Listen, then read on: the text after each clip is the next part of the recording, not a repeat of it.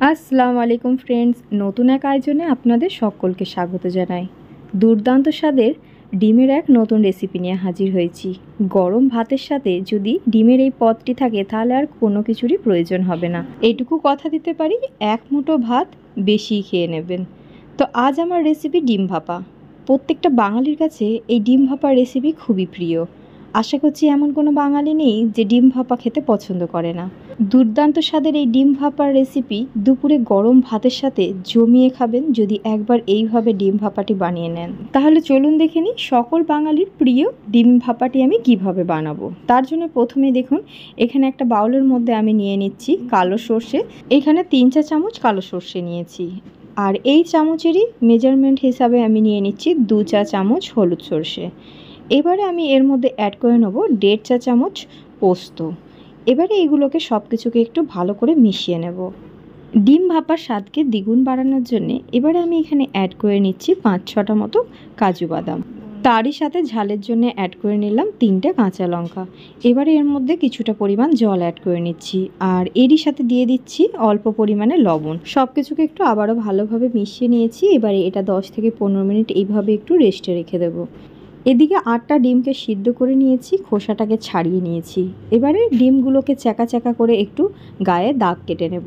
এতে করে কি হবে, ডিমের ভেতরে মশলাটা খুব ভালোভাবে অ্যাডজাস্ট হবে আর ডিমের ভেতর পর্যন্ত ফ্লেভারটা খুব ভালোভাবে পৌঁছাবে। তো দেখুন আমি কিভাবে এটা কেটে নিচ্ছি, আপনারা চাইলে এটা লম্বা লম্বাভাবেও কেটে নিতে পারবেন। এখানে সমস্ত ডিমগুলোকে একইভাবে গাগুলোকে কেটে নিয়েছি। এদিকে একটা প্যানের মধ্যে সরিষার তেল নিয়ে নিয়েছি। তেলটা যখন গরম হয়ে যাবে একে একে ডিমগুলোকে আমি দিয়ে নেব। আর এখানে কোনো রকম মশলা দেওয়ার প্রয়োজন নেই। পারলে সামান্য একটু লবণ দিয়ে ডিমটাকে একটু ভালো করে হালকা হালকা করে ভেজে নিতে হবে। খুব বেশি এটাকে ভাজার দরকার নেই, জাস্ট একটু হালকা ভাজা হবে। ঠিক সেরকম পর্যায়ে ডিমগুলোকে ভেজে তুলে নিতে হবে। তো দেখুন আমি এখানে সামান্য পরিমাণে একটু লবণ দিয়ে দিয়েছি। লবণটা দিয়ে এটাকে একদম হালকা করে আমি ভেজে নিয়েছি। ঠিক এরকম পর্যায়ে ডিমগুলোকে আমি তেল থেকে উঠিয়ে নেব। সত্যি বলতে ডিমের ঝোল, ডিমের কারি, একঘেয়েমি রান্না যদি খেতে না ভালো লাগে, একবার হলে ডিম ভাপার রেসিপিটি এইভাবে ট্রাই করে দেখবেন। বাড়ির ছোট থেকে বড় সকলে এটি আঙুল চেটে খাবে। তো এখানে দেখুন ডিমগুলোকে হালকা করে ভেজে তুলে নিয়েছি। এদিকে এটা 10 থেকে 15 মিনিট হয়ে গেছে, খুব ভালোভাবে সর্ষেগুলো ভিজে গেছে। এবারে এই জলটা ফেলে দিয়ে একটা মিক্সার গ্রাইন্ডারের জারের মধ্যে আমি নিয়ে নিচ্ছি। এবারে এটাকে একেবারে মিহিভাবে পেস্ট করে নেব। দেখুন ঠিক এরকমভাবে এটাকে একেবারে গ্রাইন্ডারে পেস্ট করে নিয়েছি। এবার এই পেস্টের মধ্যে অ্যাড করে নিচ্ছি 2 টেবিল স্পুন টক দই। আর এই ডিম ভাপার স্বাদকে দ্বিগুণ বাড়ানোর জন্য এখানে অ্যাড করে নিচ্ছি 1/4 কাপ নারকেল কোড়া। এই নারকেল কোড়াটা দেওয়ার ফলে ডিম ভাপার স্বাদটা অসম্ভব মজার খেতে লাগে।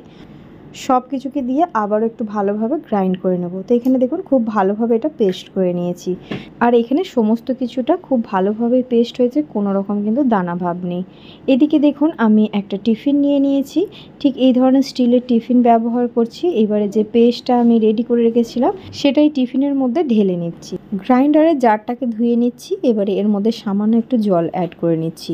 জল অ্যাড করে নিয়ে সব কিছুকে একটু ভালোভাবে আমি মিশিয়ে নিচ্ছি। ডিম ভাপার এই রেসিপির মধ্যে সেরকম খুব একটা বেশি মশলার প্রয়োজন হয় না।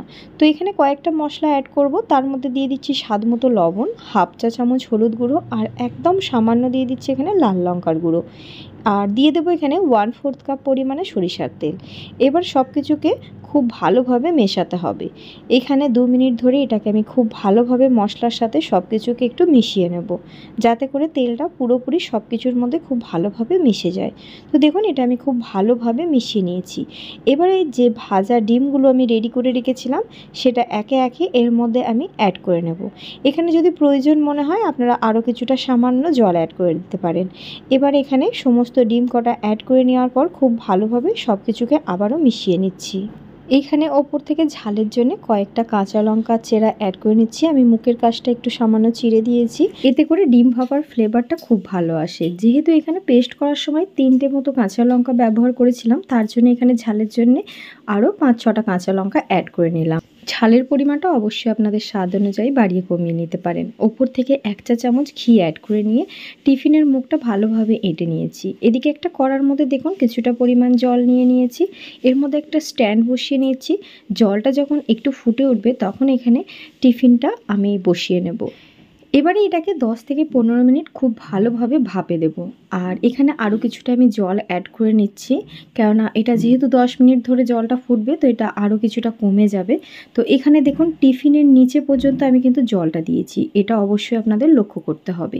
জল বেশি দিয়ে দিলে টিফিনের ফাঁক দিয়ে কিন্তু জল ঢুকে যাওয়ার ভয় থাকতে পারে, তার জন্য জলটা বুঝে শুনে এখানে দিতে হবে। এটা ঢাকনা চাপা দিয়ে 15 মিনিট মতো খুব ভালোভাবে কুক করে নিয়েছি। গ্যাসের ফ্লেমটা এই পর্যায়ে অফ করে দেব। গ্যাসের ফ্লেমটা অফ করে দেবো ঠিকই, কিন্তু টিফিন বক্সটা এখন তুলে নেব না। এই গরম জলের মধ্যেই 15 থেকে 20 মিনিট মতো এটাকে চাপা দিয়ে রেখে দেবো। তারপরে দেখুন এটা আমি তুলে দেখাচ্ছি কতটা সুন্দরভাবে এখানে ডিম ভাপাটা আমাদের তৈরি হয়ে গেছে। মাশাআল্লাহ, দেখুন দেখেই যেন জিভে জল এসে যাচ্ছে। আর খেতেও হয়েছে এতটাই দুর্দান্ত স্বাদের, একবার খেলে তো আঙুল চেটে খাবেন। দুপুরে গরম ভাতের সাথে ডিম ভাপাটি খেলে পরে মন একেবারে ভরে যাবে। এইভাবে যদি একবার ডিম ভাপাটি ট্রাই করে থাকেন, আমাকে ফিডব্যাক জানাতে একদম ভুলবেন না।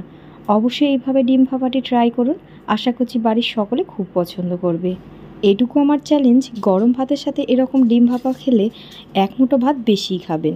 তো বন্ধুরা, পুরো রেসিপি ভালো লাগলে আমার ভিডিওতে সাপোর্ট করে অবশ্যই একটা লাইক, শেয়ার, কমেন্ট করতে একদম ভুলবেন না। আজকের মতো আসি বন্ধুরা, নেক্সট কিছু মজাদার রেসিপি নিয়ে আবারও হাজির হয়ে যাব ইনশাআল্লাহ। আল্লাহ হাফিজ।